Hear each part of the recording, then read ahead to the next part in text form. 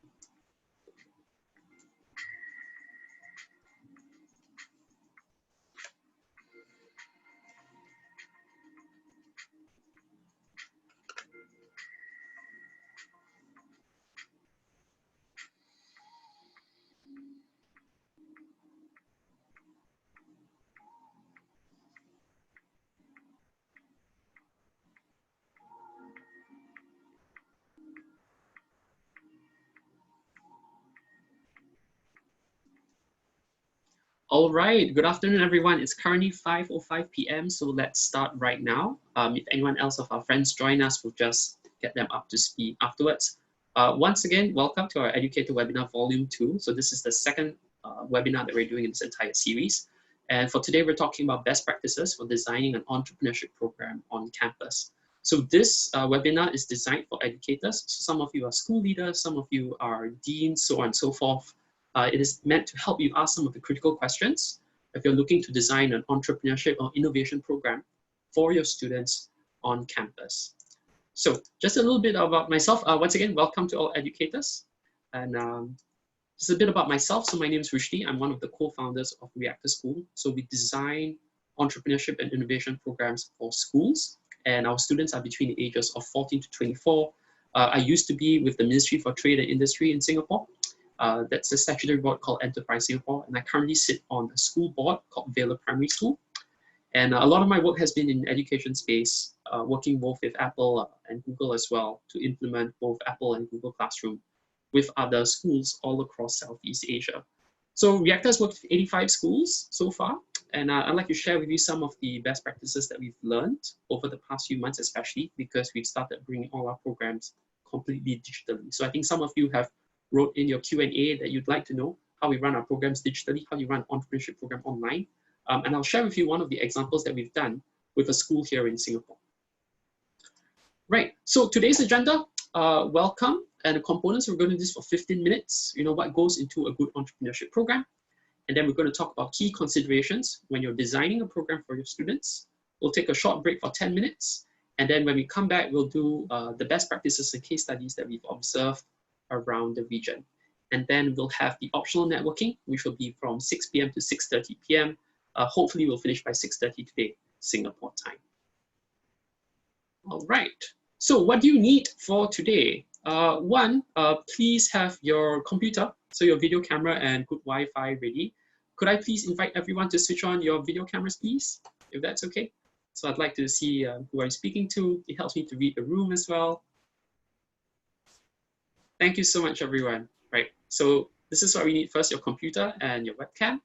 Secondly, your mobile phone. So have your phones with you because we'll be playing a few activities later, right? I have to scan some QR codes and stuff like that.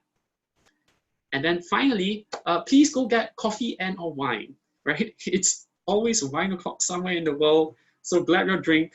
This is a very fun and interactive webinar. It's not a department meeting, okay? So if at any point in time you want to go get some drinks, feel free to do so.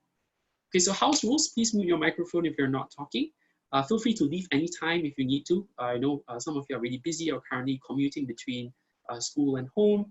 And participate and have fun, right? So this is not a staff room or department meeting. You don't have to take screenshots as well because we'll be sending the slides to all the attendees at the end of today's program.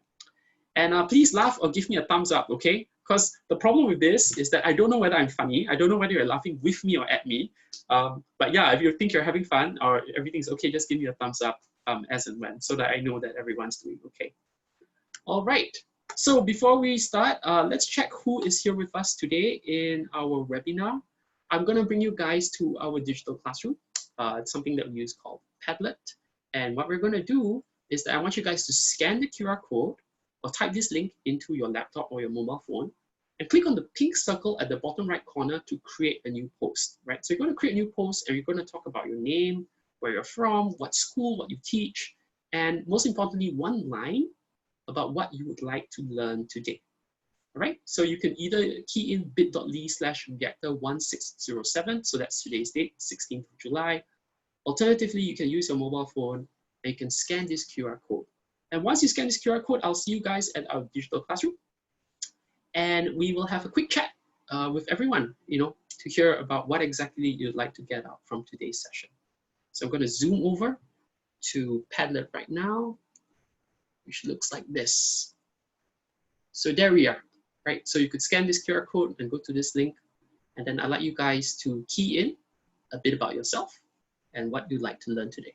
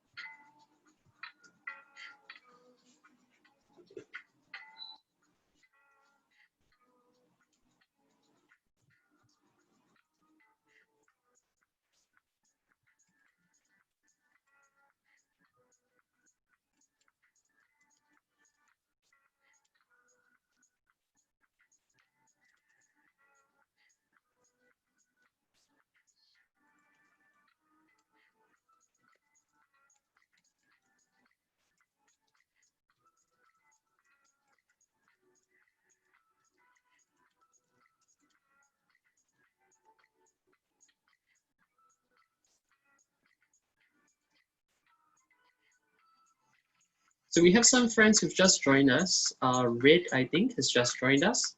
So for our new friends, what we're doing is that we'd like you to scan this QR code or key on this link, bit.ly/reactor1607, and then introduce yourselves, right? So tell us a bit about where you're from, what level you're teaching, as well as one thing that you'd like to learn today.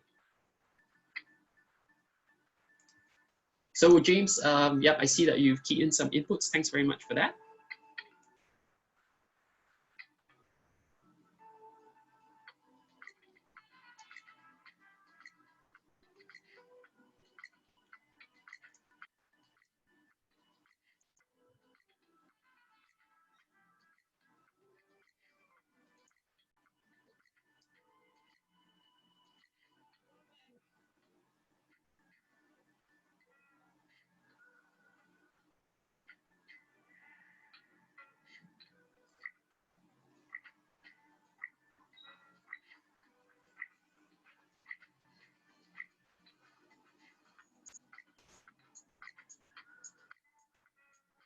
Right, once again, for all our friends who just joined us, you can click on this link, bit.ly/reactor1607, and introduce yourself on the Padlet so that everyone else kind of knows, what you're interested for me to cover today.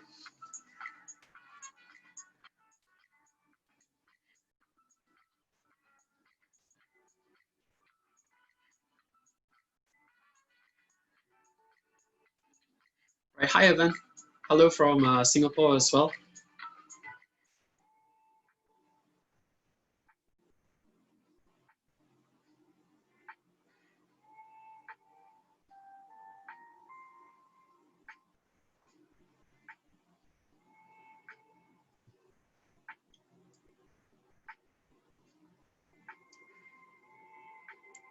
Okay, so 2 more minutes.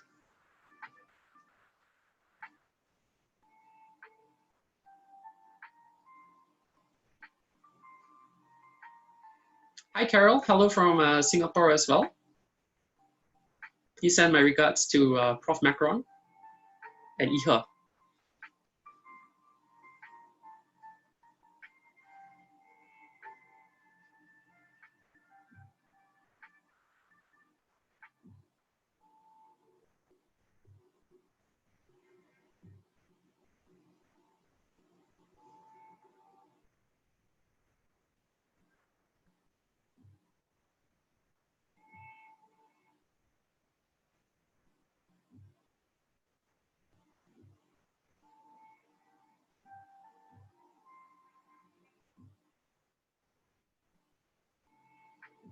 Okay, 1 more minute.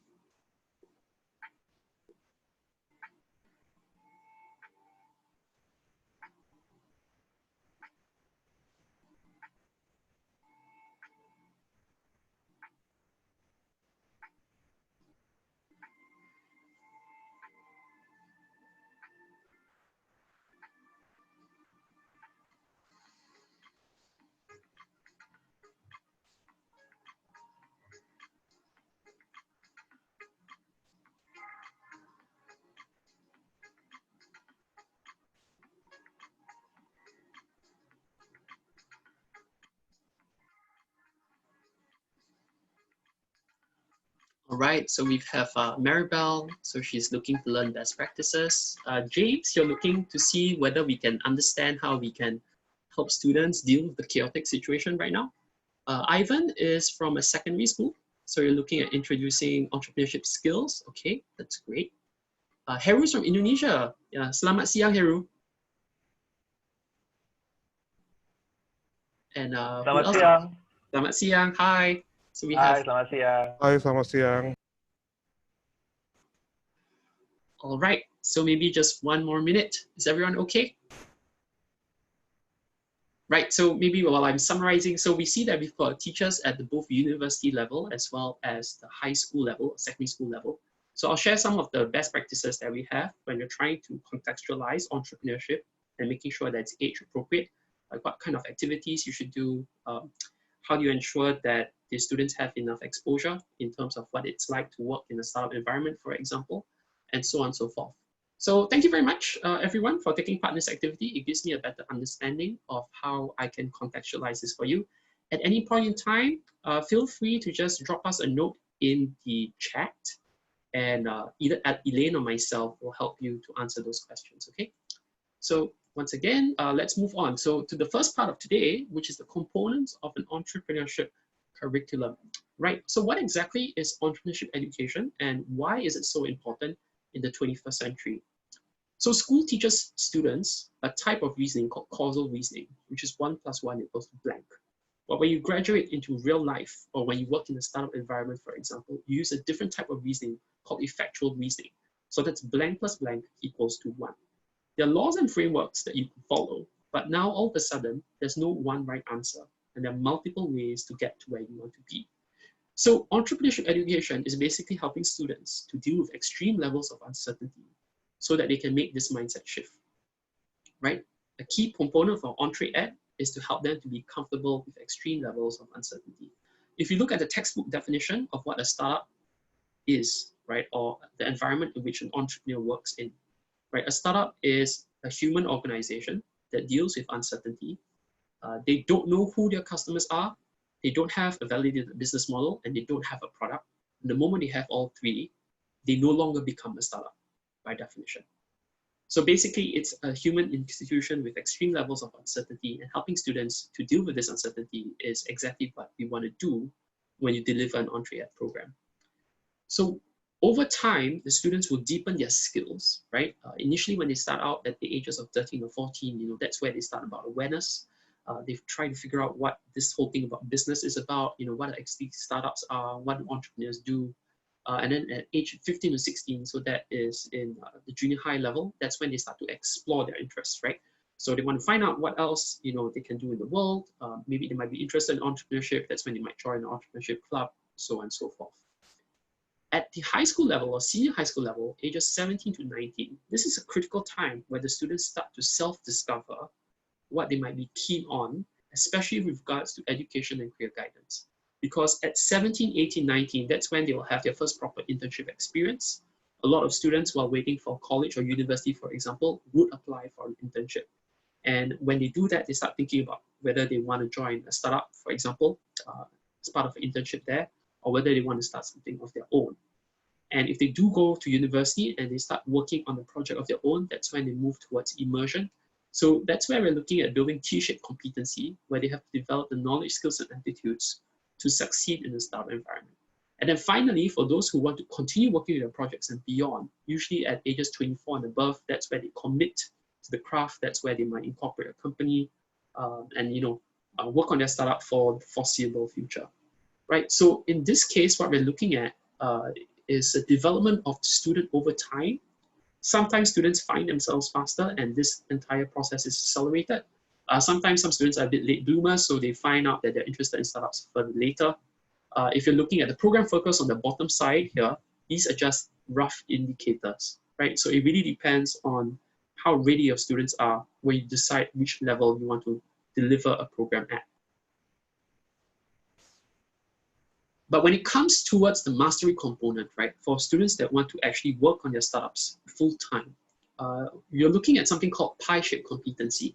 So you have the basic levels, right, the knowledge, skills, and attitudes, your competencies. But what's important for a student entrepreneur is to develop something called functional and domain expertise and industry and sector expertise, right? So these are drilling down really into what they need to pick up in terms of industry skills. So functional domain expertise means the function that they will actually perform when they are in a startup.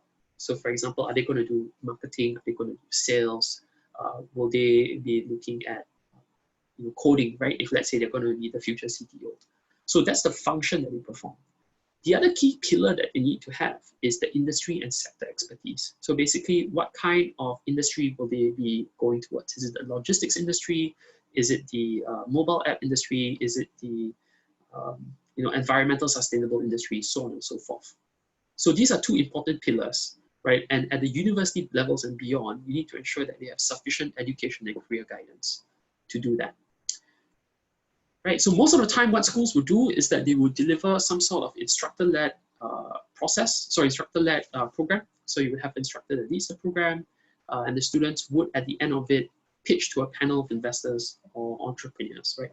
So this is the typical format of an entrepreneurship program, whether it's at high school level or the university level or even below.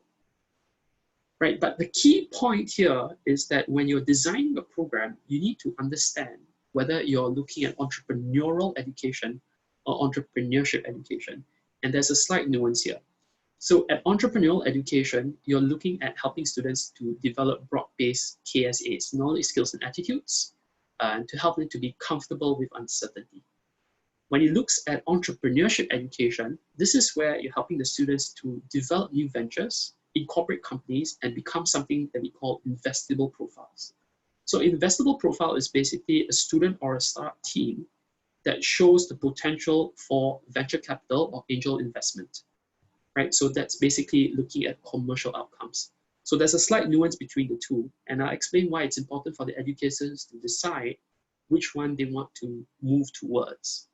So if you're looking at entrepreneurial education, basically a broad-based education to help students pick up these competencies, right? Usually this is done, it could be done formally as part of the curriculum, If you are running a school with IB, this can be fit in together with CAS, Creativity, Activity of Service.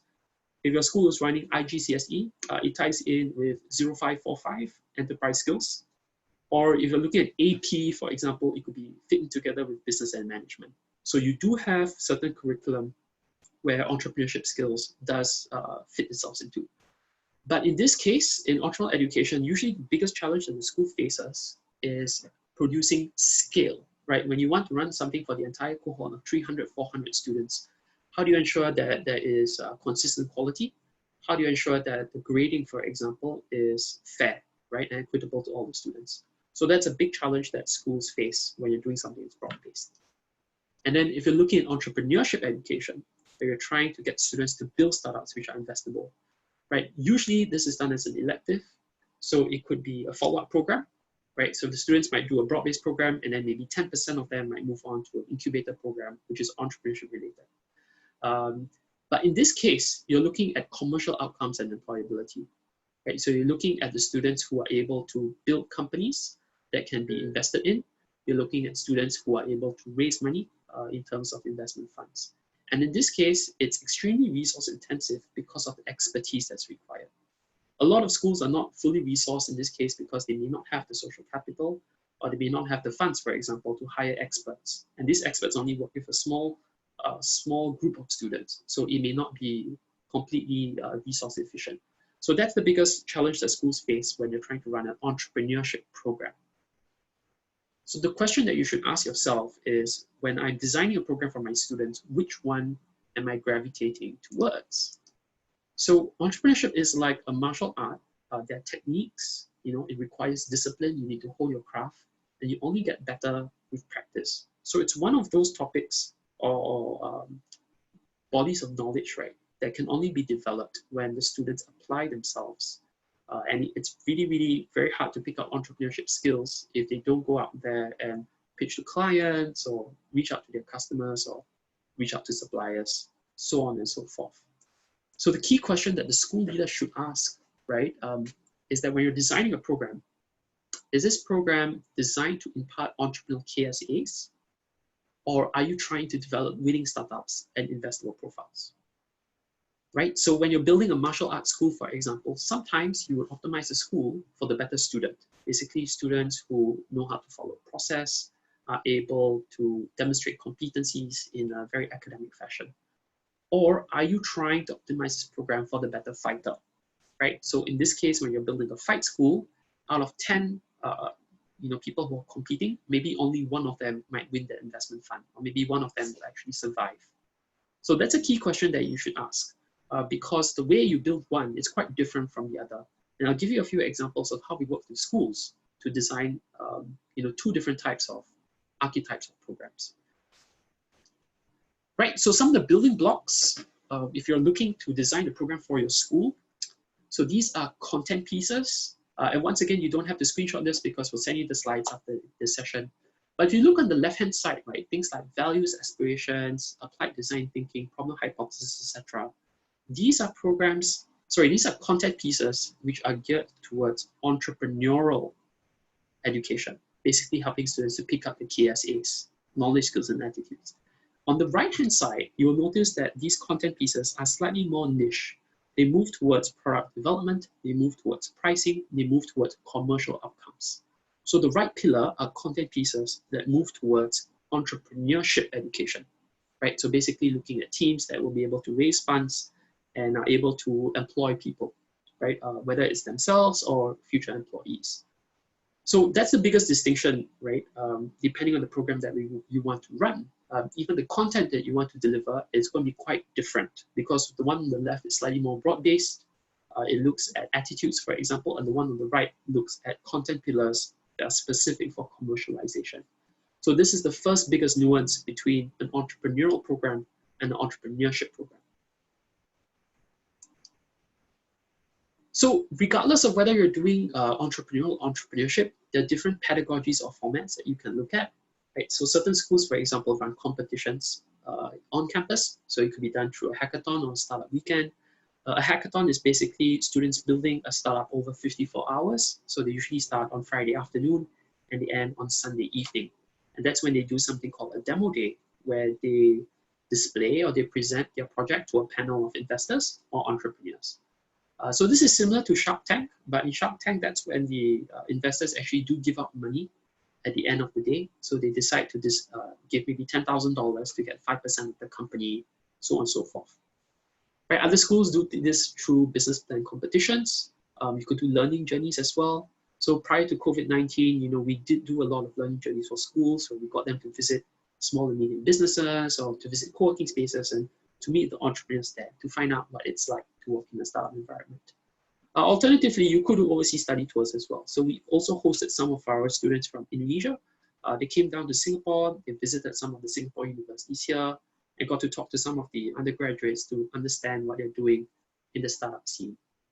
And we're talking about standard course formats. There are 4 different archetypes. So the first one is your standard classroom. So trainers staring at the front of the class, reading the class. It could be done as a boot camp. So this is where we tie this together with freshman orientation camps. So some schools that we work with, like British University, Vietnam, got us to run a boot camp for all their freshmen. And throughout the boot camp, the students had to build a project. Or you could do this through a simulation or a self-paced online course. So basically, I just want to share with you there are different ways in which you could decide how you want to format out your entrepreneurship program for your school. Right, so that brings me to the end of the first part. And to the second part, I want to share with you the key considerations that school leaders should have when you've already decided on the kind of format that you want. The first one is about looking at that learner. You want to see whether, the age of the students, is it going to be a broad program or is it going to be specifically targeted at a specific age? So some schools, for example, are not able to squeeze or build a class that's big enough for one age group. So they mix a few age groups together. Then you've got to see the motivation of the students as well. Are you going to make this compulsory or elective? There are pros and cons. If you do make a program that's compulsory for your school, you will notice that some students don't want to do it. It's not something that they're keen on. Right? They may not be interested in business, they may not be interested in entrepreneurship, and motivation is an issue to get them to complete their coursework. On the other hand, if you make it as an elective, usually, right, 90% of the time, the students will complete their projects and they will do a good pitch at the end of the day. So that's basically about expectation management, not just for the schools, but also for the parents as well. Right, other key things to take note of will be the devices that are available. So this is very important, especially if you're trying to run a virtual program. Sometimes the students that we work with, for example, are shy to switch on their videos or their phones, right? Because their environment that they're in at home is not conducive for learning. So you need to be able to find alternative ways to read the room.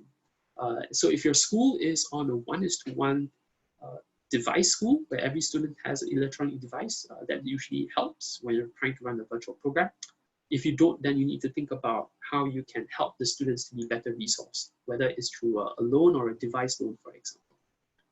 And then the last point that I'd like to share about is the team formation part. If you're running an entrepreneurship program, for example, so that's the one that's geared towards commercial outcomes, you might want the students to have a team already before they join the program, right? Because that ensures that it's more efficient with regard to the type of resourcing and the type of mentors that you want to bring in. So this is the first component that you need to take note of, which is learning about the learner itself. So we do this as part of something called training needs analysis. When we sit down and we talk to a school, we discuss with the school about the learners themselves and how exactly we're going to go about designing that program. The second part is about the program itself, right? So this is where you've got to really sit down and discuss about the learning objectives and whether you're optimizing for the better student or the better fighter, right? The other key thing that you try to do is that you want to collect something called the artifacts of learning. How do you make learning visible? How do you know whether the student is able to deliver on the learning outcomes? How do you know whether he or she is on the dot when it comes to coursework and whether their understanding of certain concepts is accurate? So collecting artifacts of learning helps with that. And then you want to look at the educators themselves. So who are the ones who are delivering this program? Do they have a background in venture capital? Do they have a background in entrepreneurship or creativity? If they don't, is there someone else that we can reach out to help? It could be parents, it could be partners. We've worked with schools where we invited parents to be the judges, for the programs. That really helps because the parents are really vested in their child's development as well. So you can see who are the additional partners that you can bring on board, including private sector partners, Some of the board members, for example, might have a business background, and you could also bring them on board a program like this. And then the last component, which is basically about the logistics, is how we're going to implement this program. It looks at everything from the venue, right? Are you going to do this at classroom style? Is it going to be cluster seating? Is it going to be fully virtual, or is it going to be hybrid? So one week maybe it could be in the classroom, another week it could be virtual, and vice versa. And then you're going to look at cost calculation. So how exactly is this program going to be funded? Is it going to be funded by the students themselves because it's part of the tuition fees that they pay? Or if this is going to be an enrichment program, is this something that will get parents to co-fund, for example? So when we're working with schools, we usually have 5 different methods of funding such a program. And I'll go through this one by one. So the first funding option is basically completely fully funded by the school. This is when the school, for example, wants to run a program for the entire cohort, and the fees for that come directly from the tuition fees that the students provide. The second one is if, let's say, you're doing something that's an enrichment program, or a post-exam activity. This is usually co-funded, so the school might pay some, and the parents might pay some. Usually, this is done when it's an enrichment program. The third one is popular among private schools. So some private schools, for example, use this as a commercial means to raise funds. So they would, for example, charge the parents at a markup to make some profit. And they use this profit, for example, to fund other programs or to buy new facilities for the school or to cross-subsidize other initiatives. So that's funding option 3. And then funding option 4 is for schools that might require to take out a microloan. So we have worked with some of the fintech companies or finance tech companies in Indonesia, Philippines, for example. So what they do is that the schools will reach out to these, micro study loan companies, and the students basically take a micro loan and they repay the program fees after they've graduated. So the biggest one in Indonesia so far is fintech.id, and the Philippines is invested.ph. So you can go and check them out. They do work with schools and they do work with students on an individual basis to help them fund their tuition. And then finally, funding option 5 is where we work for the schools and we pitch for sponsorship. So we might go to corporates or we might go to foundations who will then fund that program, right? And this program is then being brought to the students for them to benefit from the teaching and the learning. Yeah, so these are the 5 standard funding options that we typically work with for schools. And yes, so I think right now we're slightly short of time. The time now is 5:35, but I would like to check with everyone if you'd like a break or if you'd like me to continue. If you'd like a break, could you just say break in the group chat? Or you could just give me a thumbs up. Who would like a break? No? So we're good to continue? Okay, if you're good to continue, okay, so Maribel would like to continue.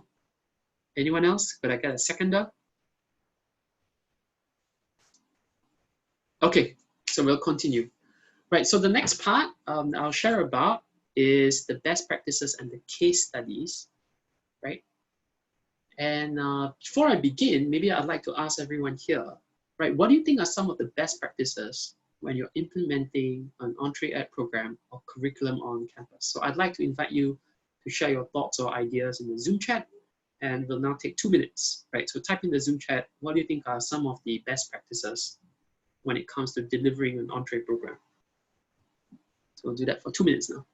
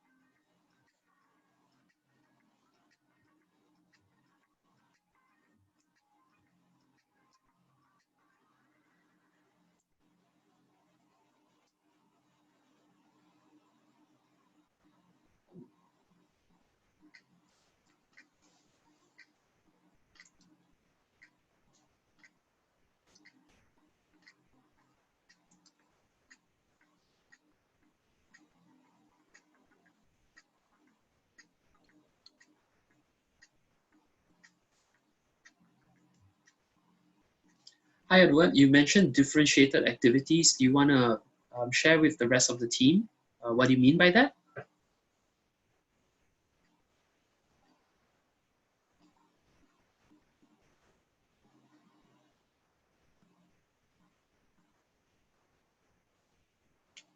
How about James? You have any idea, James? Still thinking about it. What kind of ideas? Okay, so Harry was talking about project-based learning, so make an idea and solve a real problem. Ivan, how about you, Ivan? How about your students? Okay, so interactive activities. Do you have any examples, Ivan, of some of the interactive activities that you've run so far?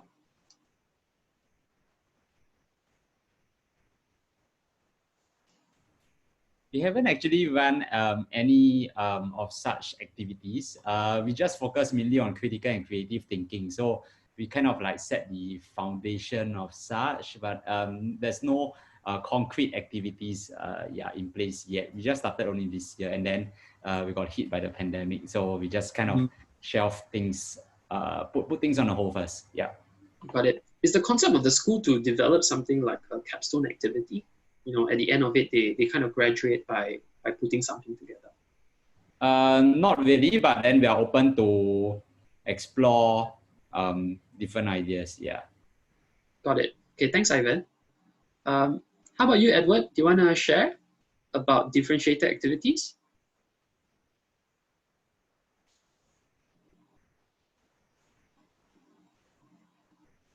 Okay, Heru, do you want to share a bit more? What do you mean by project-based learning? What are some of the examples that you've done in your school, for example?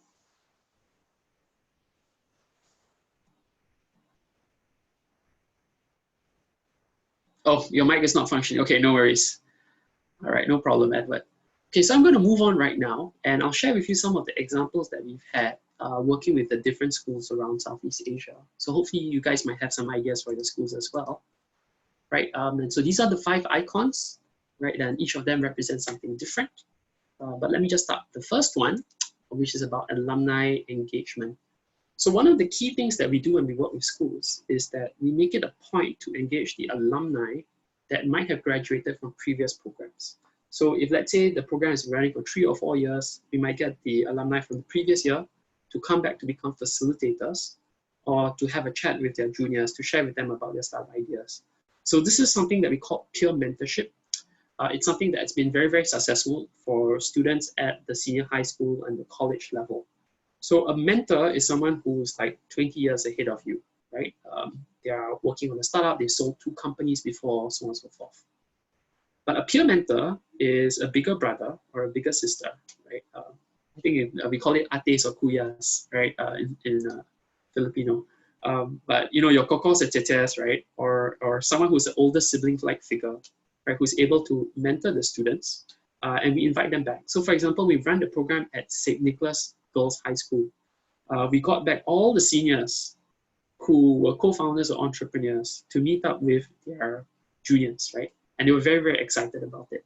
So I'll give you some examples of how some schools have done this. One school is NUS. So they have so that's the National University of Singapore. So they have a co-curricular activity called the NUS Entrepreneurship Society.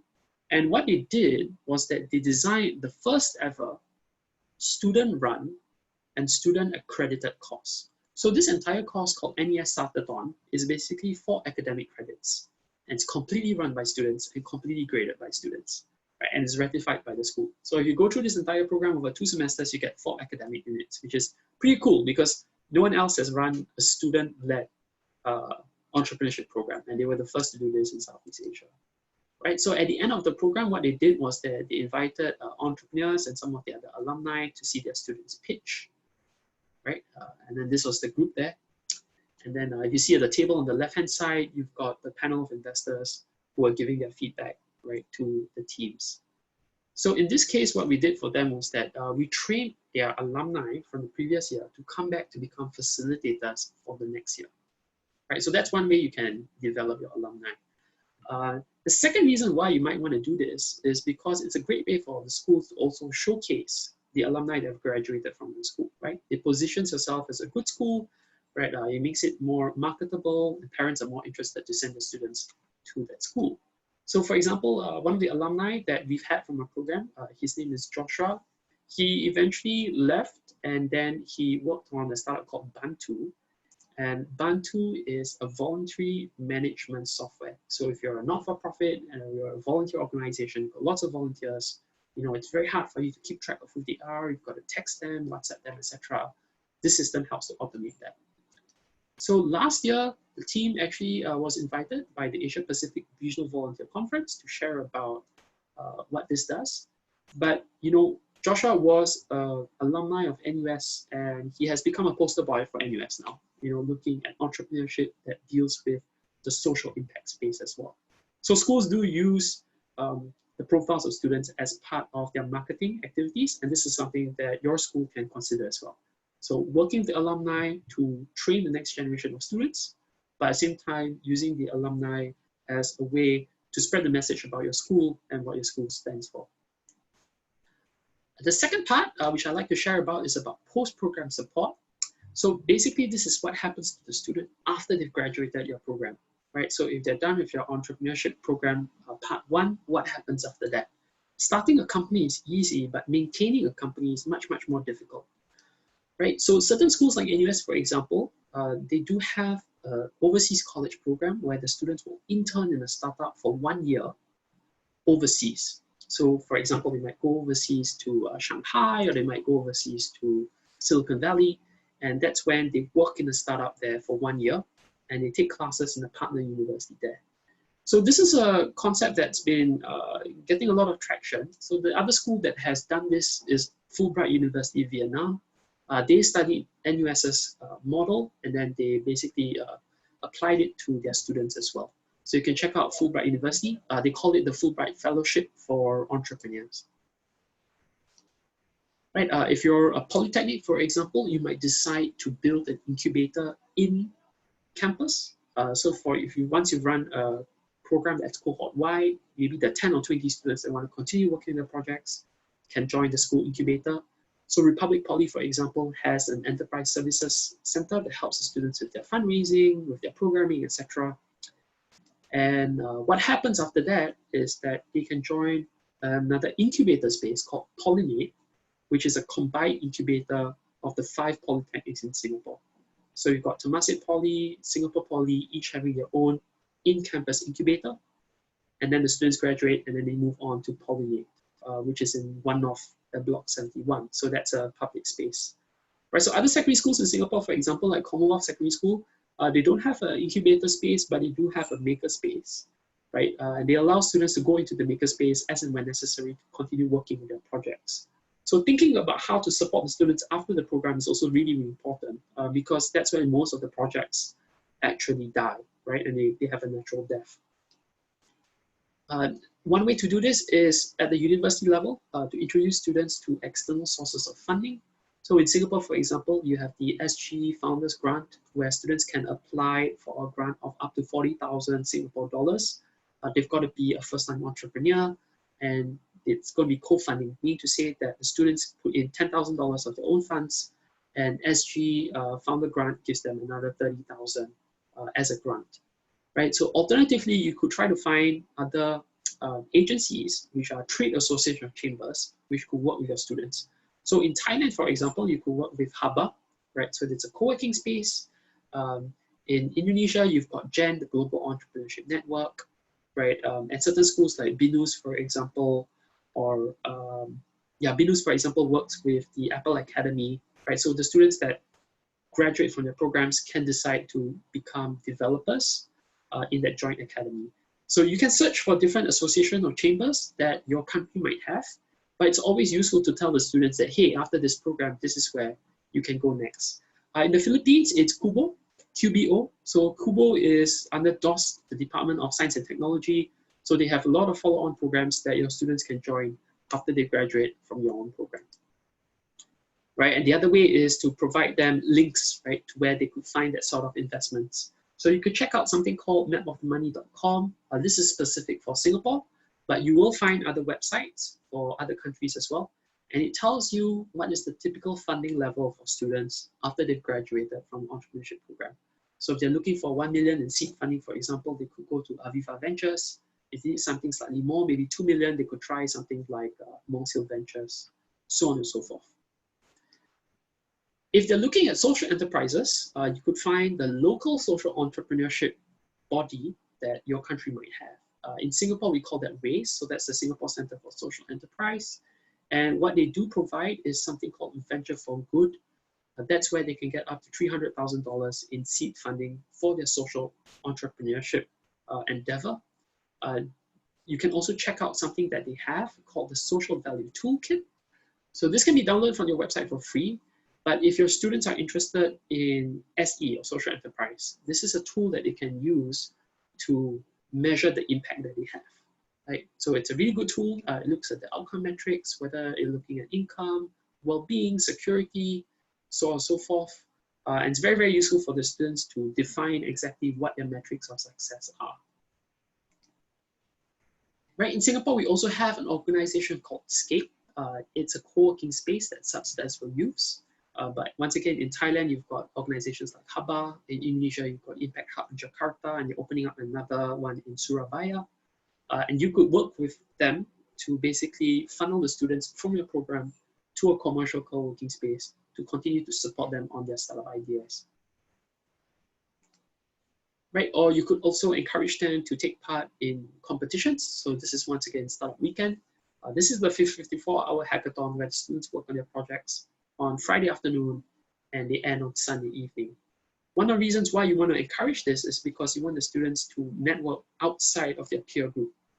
So to meet up with other people in the industry, you know, to develop and broaden their horizons. And then the other way you could do this would be through organizing a local entrepreneurship award. So in Singapore, we have something called NYEA, or National Youth Entrepreneurship Award. We don't just highlight people who have done well in their startups, we also recognize people that have developed the ecosystem. So it could be your club presidents, for example. It could be other students which are trying to develop entrepreneurship on campus. You know, you could appreciate their efforts as well, right, by giving them some sort of award and making them be positive role models for their other peers. Right, so the third one that I'd like to share in terms of best practices would be defining the metrics of success and collecting the artifacts of learning. So this is an example. This is one of our ex-students. Her name is Lina. She's basically sorting through rubbish. And the reason why she's sorting through rubbish is because she's building a startup called Good Goblins, which is a mobile app that teaches people how to recycle better. Right, so this was something that she built. And she actually tested this out by going to different block of flats and to teach people how to recycle. And this was the feedback that she got. You know, people liked it that she was doing it. They were paying her $5, you know, to teach them how to better recycle and how to collect their waste.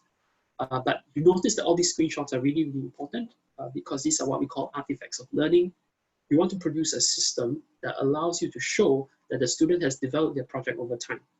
So this is really important because you need the student to reflect on their process. And there's no better way to reflect than to collect these artifacts of learning and help them to relook at what they've done. Right, so this is another program that we did in Vietnam. It was a mixed program, so half the students are in high school level, the other half are undergraduates, and this was in Fulbright University, Vietnam. And one of the students' teams, it's an all-girls team here, they were building a project called Kahoo, and the problem they wanted to solve was that a lot of high school students in Vietnam didn't have access to career guidance knowledge or didn't have access to connections. And they also built a mobile app, but in this case, it was an app to help students to discover career options. So they did that over the course of 3 days, actually. So it's actually pretty impressive for a group of high school students.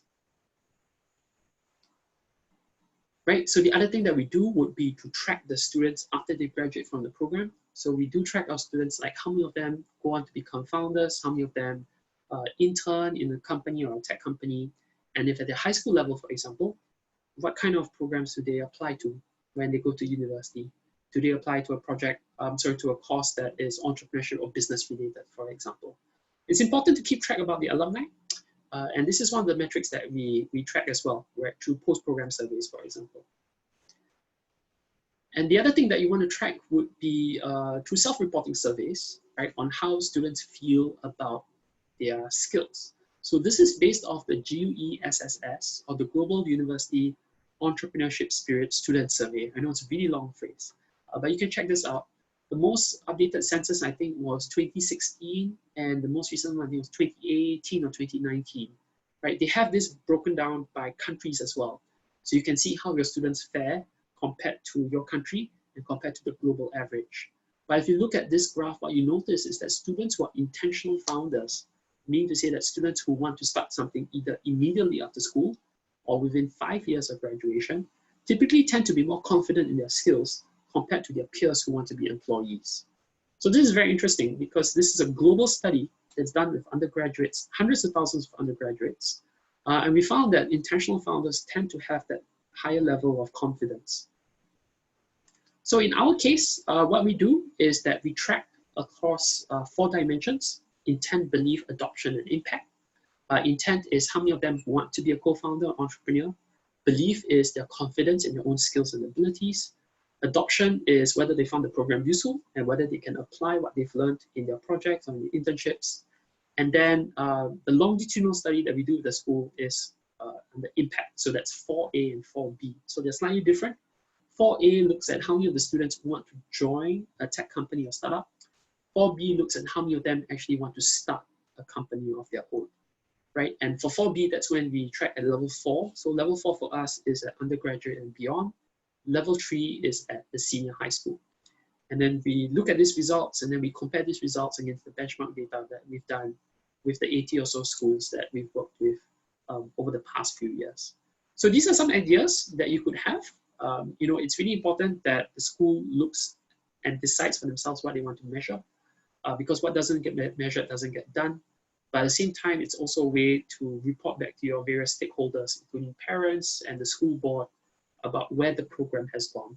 Right, so running an entrepreneurship program on campus is not a cheap endeavor. It takes a lot of resources, it takes a lot of financing, and therefore reporting is really important so that you can continuously have that financing to run these programs on in your school campus. Right, and then the second last part is about professional development. So this is where you want to make sure that you don't just develop students, but you develop the educators as well. And things that we have done, for example, is that we've brought our teachers to visit companies. So this is when we got them to visit Changi Airport when they opened up Terminal 4. And we showed them how design thinking was applied in a real life context. And then you've got we've got teachers from different schools and different levels. So some of them were at the university level, some of them were at the secondary school level. But it's also a time for them to network, you know, and to meet up with each other. So all these teachers who turned up for our learning journeys were all teaching something that was entrepreneurship or innovation or business related. And we had a presentation by Changi Airport Group to talk about how they built Terminal 4 and how they applied the design thinking concepts. And overall, you know, this is one of the things that we do to develop educators even beyond the classroom, because a lot of Singapore educators may not have that experience with regards to startups and tech. Right, so just some photos. Yeah, so once again, these are all educators, and we used to do this pretty often before COVID-19, and now we do this online. Right, and then the other thing that we did in 2018 was that we ran something called the Startup Immersion for Educators, where we got a whole bunch of teachers, right, to intern in tech startups over the summer holidays. Right, so they interned in Talent Tribe, Travel, which is an AI travel company. You guys might have heard of Honestbee as well. So once again, these are all educators, you know, that have never been in a startup environment before. And we kind of throw them into the deep end of the pool where they've got to work with the startup co-founders and they've got to pitch their projects at the end of that holiday period. So once again, PD for educators to understand what the startup environment is like. And I find the last one would be about virtual delivery. So how do you look at implementing an entrepreneurship program, especially when you're running it completely online? These are some of the considerations that we've looked at because we've been running our programs completely online for the past 3 months. Focus time is the most important thing. You need to give your students at least 90 minutes of uninterrupted time where you don't disturb them. That's when they work as a team and they do their own solid work. You will notice that most of the time the students will be discussing with their friends when you are not in the Zoom room with them. They feel very self-conscious when you're doing that. So you've got to give them their own space and time. Second thing is state change. So no more than 20 minutes of synchronous instruction delivery.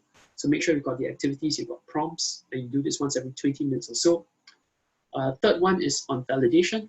So basically, you've got to get them to perform the validation by calling up their customers, calling up their friends, for example, to test out their ideas. And then, like I mentioned previously, collecting the digital artifacts of learning. So their pitch decks, their pitch recordings, feedback from the mentors and the judges. These are things that you want to be able to collect and produce as some sort of report at the end of the program. So I'd like to show you a quick video that we did with a school called Ngee Polytechnic in Singapore. So these students are all 19 years old. We worked with them over a period of 6 months. So this is called the Global Entrepreneurial Internship Program. So during the 6 months, they interned in a startup overseas. At the same time, they were also working on a startup of their own.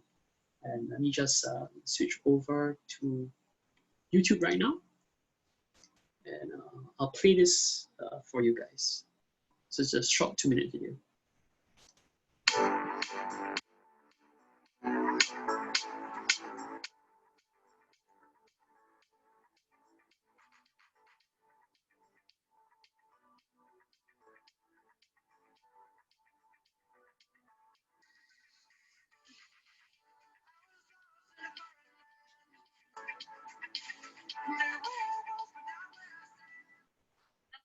Serves as a marketplace for them to sell online without having to start and or manage their own web page. Have I not that towards piling at home? Why not turn them back into cash? Runway G does just that. In your group chat, there's always this one person that fails to read my message. The next thing I know, it's already a manic day. And therefore, we came out with Tape, a mobile platform to enable users to split bills seamlessly. We focus on activities which students enjoy the most, such as ice skating, laser tag, darts, bowling, and so on. So we bring to them a solution.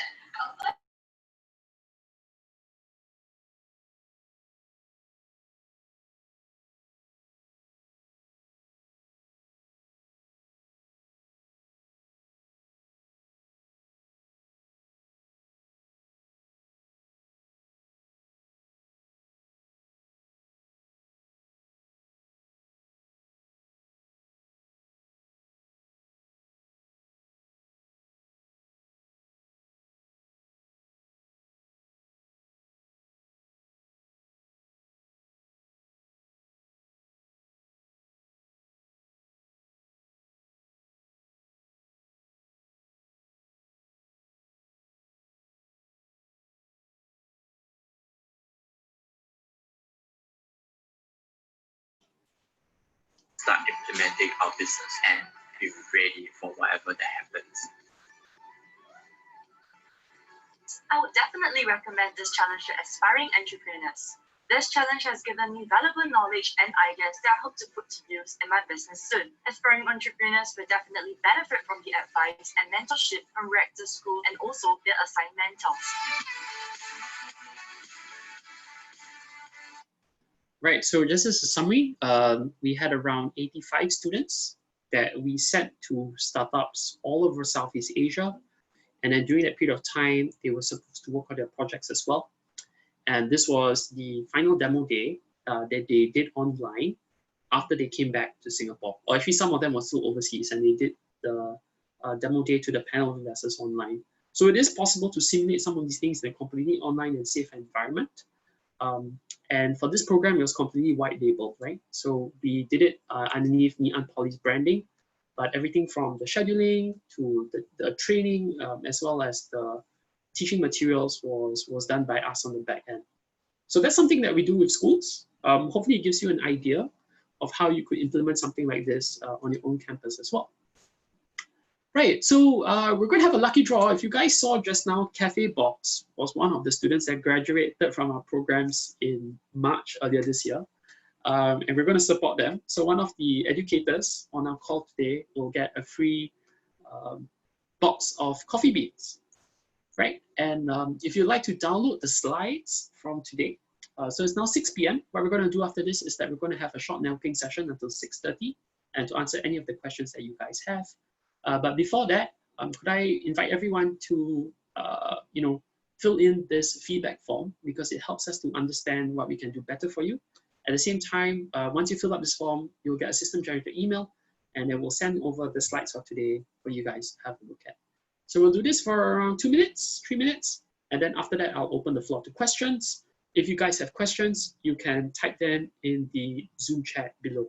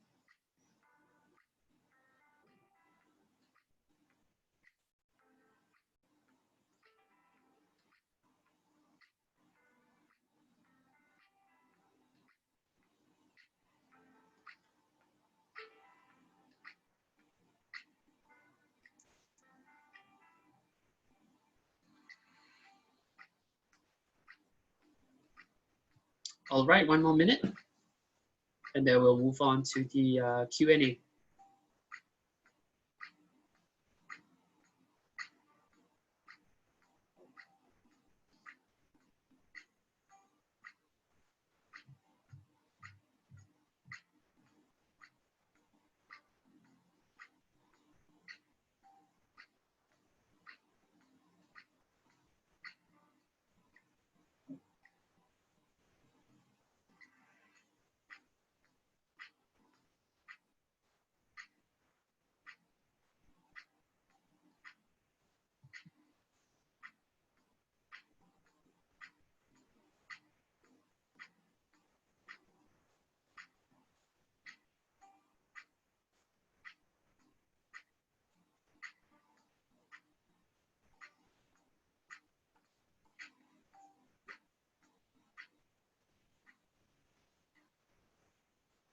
All right, thanks everyone for your feedback.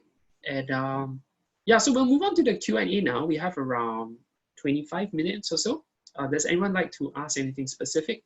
Feel free to do so. You could just unmute yourself. Alternatively, you could just type it in the chat. That works as well. Thanks, Edward. Do you have any questions? If you have any questions, feel free to type it in.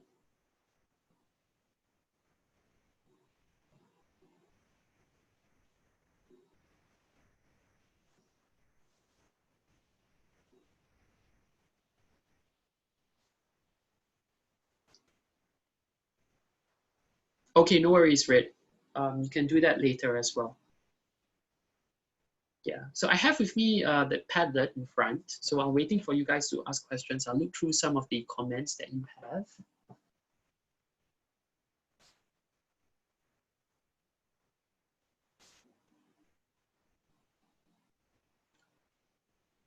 Right, Ivan, is there anything that you'd like to check in particular?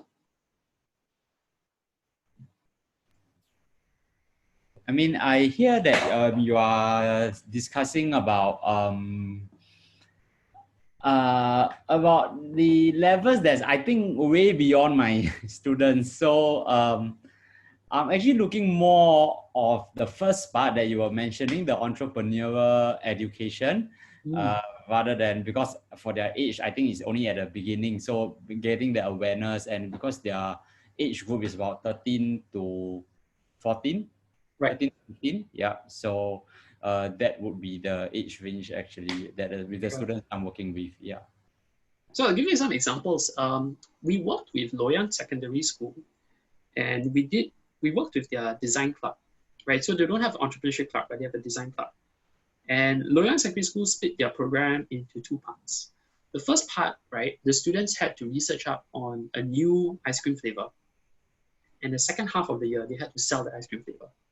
So it was basically applied design thinking, because they happen to have a applied learning program on food, F&B, right? So the students came up with a formula for bandung flavor ice cream in the first half of the year.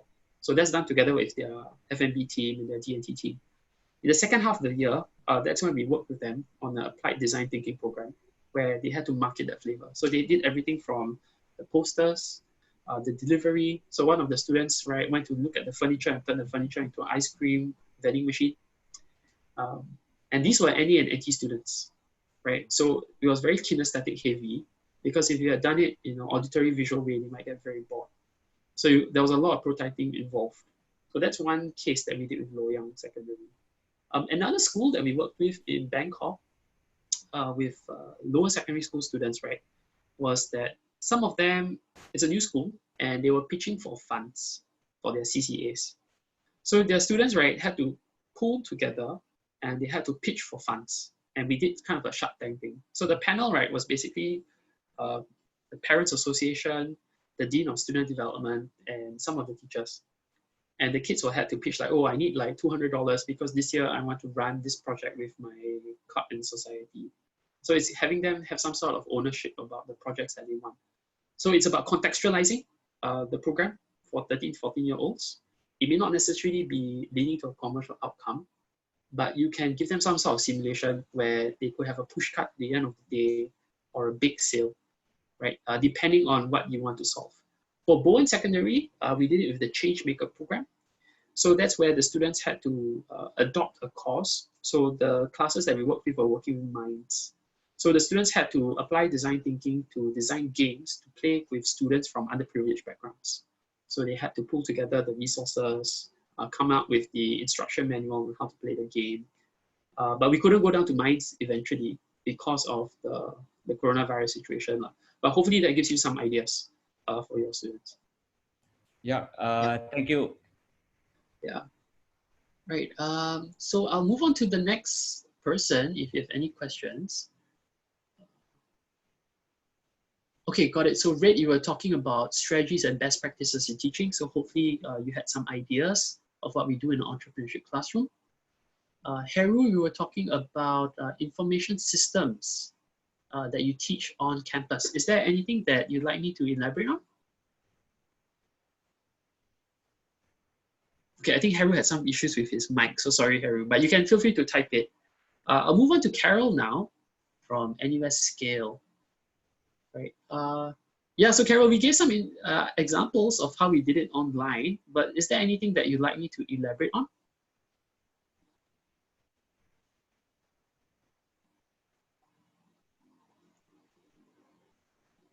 Carol, are you there? Can't seem to hear you though. Okay, no worries. Carol, you can feel free to just type in the chat as well. And then I'll move on to Maribel. Right, Maribel, so you're currently teaching at the university level. What are some of the challenges that you're working on? Is there anything that I could help with? Yeah, thank you very much. Yeah, you're right. I'm actually teaching at the university level, and in fact, I am the head of the entrepreneurship program. And I do not have actually a question, but I just would like to tell you and the group that I actually got a very good information as far as your inputs are concerned, especially that you mentioned about the co-funding, because that is one concern that our students are actually facing.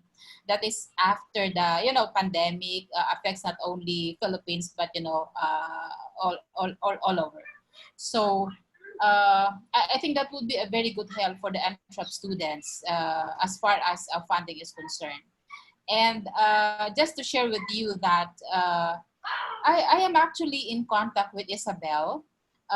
She offered us two programs for the university, which is the for a while 4-week self-paced. She offered that to us, and then the entrepreneurship camp. Actually, we find two programs very good. Only that fund is the big issue here, because it's the students who are actually shouldering the expenses. So if only that there will be some sources of funding that that can help the students so that they can avail the programs, so much the better. That's why I would like to thank you for the inputs that you have shared with us this afternoon. That would be a very good help. Thank you. Thanks so much, Maribel. Thank you so much for the comments, and I'm glad that someone from our team has been in contact with you. But you're absolutely right. I think one of the things that Reactor wants to do is to continuously lower the cost of our program so that more students can benefit from them. And we'll get in touch with you on how we can do that. We could try to work with Kubo or like DOS, for example, right, or work with one of the TBIs to get some sort of funding for the school. So hopefully that works out. Thank you very much. Okay. Thank you. I have Edward's question here. So our school's fund has been decreasing due to pandemic health crisis. Strategic plans or suggestion to increase our funds, even though canteen, where the primary source of foods fund, is not active at the moment. I see. Okay. Edward, could I just check what level your students are at? Is this at the high school level or the college level? I might have missed it. Okay, it's a high school. Right. Okay, so at the high school level, usually what we've done so far is that the schools upsell such a program to the parents. And we've noticed that this is popular with private schools where, okay, so for example, right, some of the schools that we work with are now facing pressures by the parents to reduce their school fees. So what they do is that they have additional programs to explain to the parents why we still need to charge the same level of fees, right? It's a back and forth. We've been working with some of the schools to do this, but most of the time it's done on a co-funding basis. So sometimes the parents might pay half of it, or they might pay 70%, and the schools might sponsor 30%. Alternatively, sometimes they just have the parents to pay the entire component of the cost.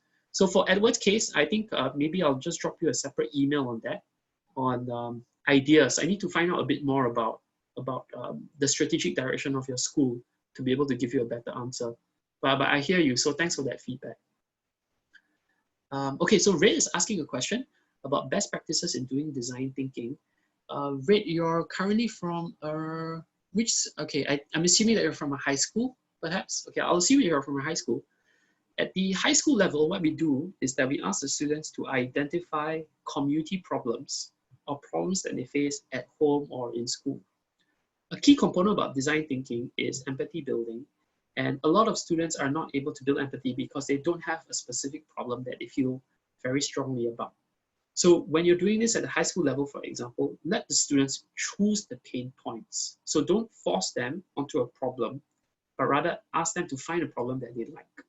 And some students might find problems related to pets because they love pets, or they might solve problems related to the home, right? Maybe it's issues that they see at home with their siblings, of their parents, etc. That's okay. What you want to do is that you want to get the students to find something that they feel very, very strongly about. The more passionate about it, right? The more strongly they feel about it, whether it's positive or negative, the stronger the results you will see. So the other thing that we face when we're looking at design thinking is that sometimes the teacher interferes with the project. So they try to fix the student's project.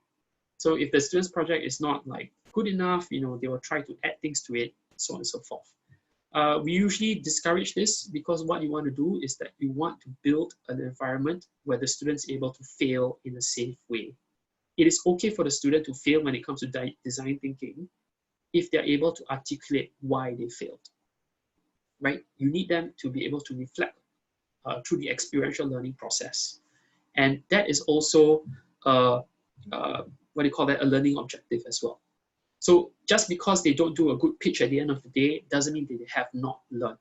The most important thing is that you show that they have gone through the entire process. They made data-driven decisions. They've spoken to users. They built a prototype. They tested the prototype. At the end of the day, if it fails, that's fine.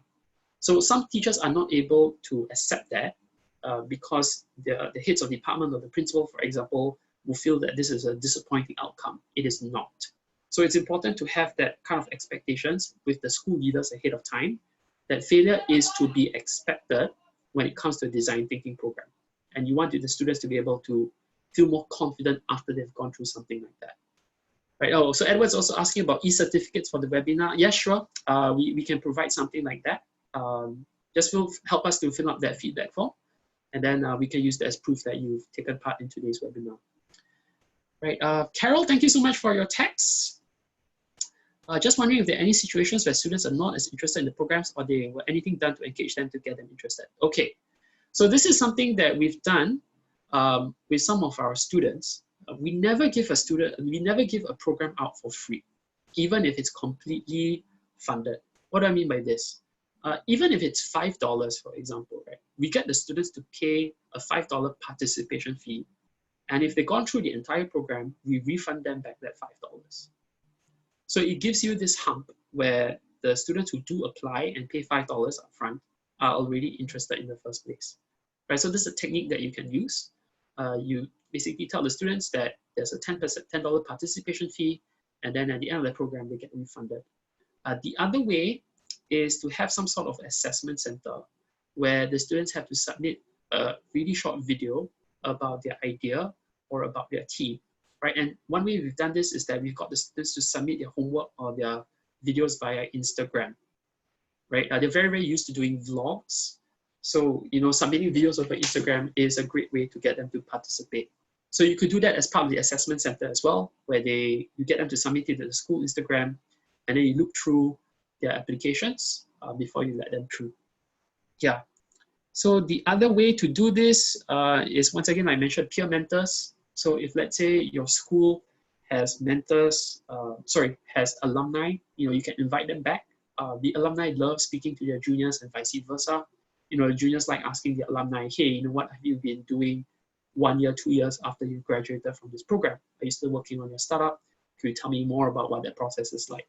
So alumni actually do help to increase the engagement levels for that program. So hopefully that helps as well. Yes, okay.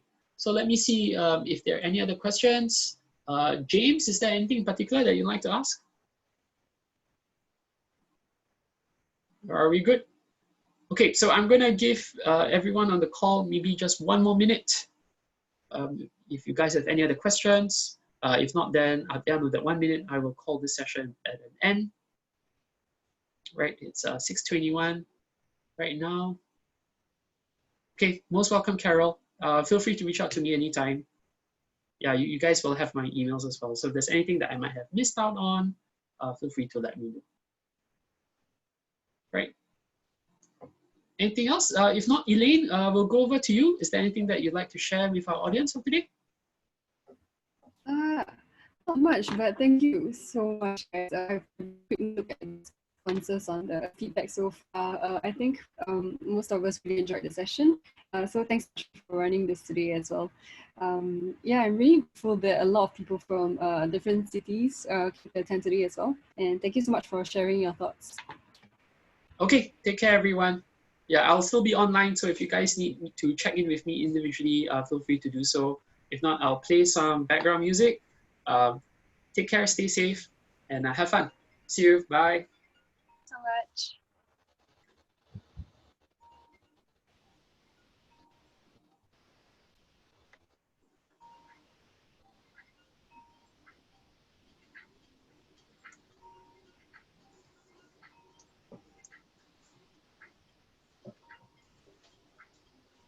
Hello?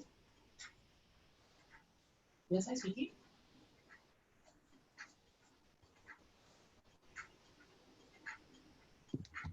Thanks, James.